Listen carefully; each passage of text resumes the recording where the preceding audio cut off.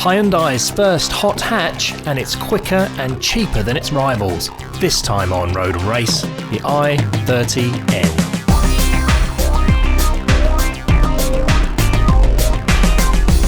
This is the Hyundai i30N Performance. Powered by a 2-litre turbocharged engine, it produces 270 horsepower and 260 foot-pounds of torque.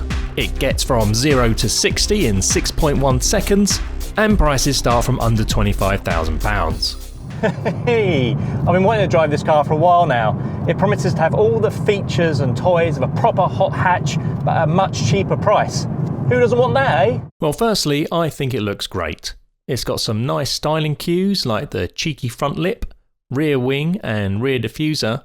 It also has some great looking alloys. They make two versions of this car, and all of them come with adjustable suspension, a rev matching feature and launch control. The base model comes with 250 horsepower and 18-inch wheels.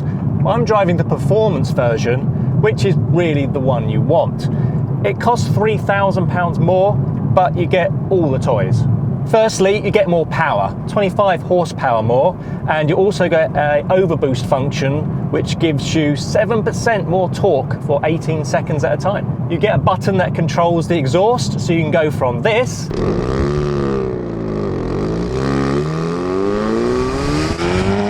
to this.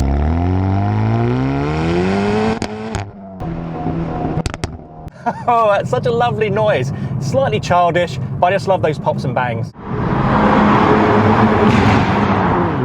You get larger 19-inch wheels wrapped in Pirelli P0 tyres that were specifically designed for this car. You can spot them due to the HN written on them. But more importantly, you get the electronically controlled limited slip diff, which on a front-wheel drive car really makes all the difference.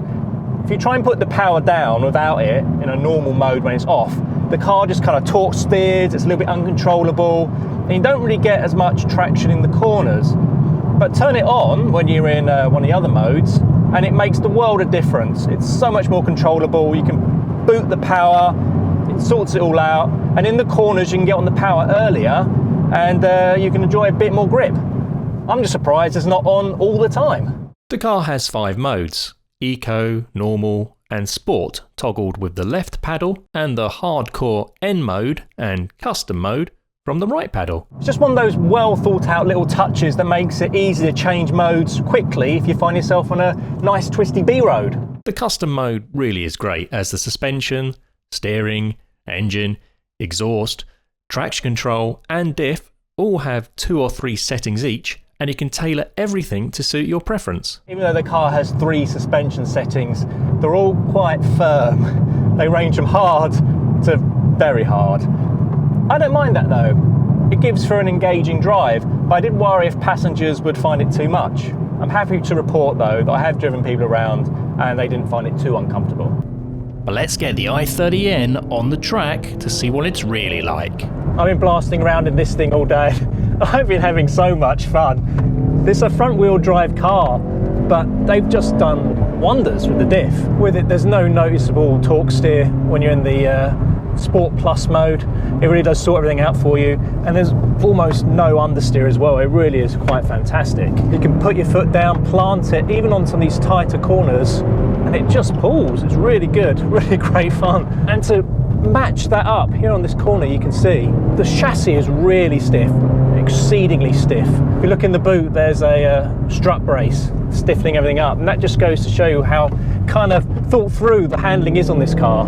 You've got the different suspension modes, and I'm driving it in the hardest suspension, and it's very communicative. I'll show you here on this right-hander. There's very little body roll, it's a very stiff chassis, it allows you to get the most out of the car. They also got Pirelli to design a specific version of their P0 wheels for this car, and in the dry, really good bags of grip. I mean, I'd compare them to some of the more bespoke track tyres I've driven. One problem you get of a lot of road cars which you take to the track is the seat, and I'm pleased to say that this one is quite supportive. These little bolsters here are quite stiff, and they give you a fair amount of stability in the corners. They're not bucket seats, but they're certainly one of the better kind of everyday car seats I've ever used. This is one of the best handling cars I've driven. It really is that good. It's an extremely stiff, communicative, well sorted car to drive. Obviously you've got your display of your G meter and your torque meter and your horsepower meter, and that's all fine if you like that kind of stuff, you know, great. You can say to your friends, oh yeah, I pulled G.5 in that corner. There's other little things which make this car more kind of focused for your track day. So there's a lap timer, so if you want to see how fast you're going, great. You know, it's only a manual timer, so you have to remember to keep hitting the button as you go past the start finish line, but hey, you know, better than nothing. Another great safety feature, which is also a great feature on the track, is the tyre pressure monitor. As you know, as you drive around, tyres get hot, the air gets hot, air expands, your tyre pressure goes up. And as your tyre pressure goes up, you get less grip. So what's great with this car is you've got a real-time tyre pressure monitor. You can see how overinflated your tyres are getting, and then sort it out when you get back to the pit. That just means you can get the tyres working at their best, you don't have uneven wear, and you get the best lap times. This is a great gearbox. Very short throw, very chunky. I can't say anything better about it. Just, oh, it's such a great feeling when you change gear. Oh. I have to say though, geez, the handling, it's just so good. You have to test drive one of these. There's no flex. You know exactly what the car's doing. What it makes is just a very fun drive. A very fun drive. This car brakes well as well. We've got a very large front caliper on the front brakes. I would say it's a really good car to get into track driving. It's not too expensive. There's not too much power to make too many mistakes. It's front wheel drive, so it's a little bit easier to drive than a rear wheel drive car if you're just starting out. And the handling is top notch, absolutely top notch. The amount of thought that's gone into this chassis and the diff and the suspension, you've got to hand it to Hyundai. I'm just having so much fun. This car is amazing to drive on the track. You can tell that Hyundai were serious when they were making this car. They just didn't take their normal i30 and whack a big engine in it and then say, yeah, we're done. They were so serious, in fact, they actually lured away BMW's head of the M division to come oversee the design of this car. It looks great, has plenty of power and incredible handling, and all at a very competitive price, especially when you consider all the stuff that comes as standard, and you get a 5-year warranty. So, in conclusion then, the i30N is a really well thought out, proper driver's car. Click the box at the top right to find out why I think the Tesla Model S is the future of cars, and the bottom right to watch us track prepare a Clio Renault Sport. If you'd like to support the show and see episodes before anyone else, please consider donating at our Patreon page.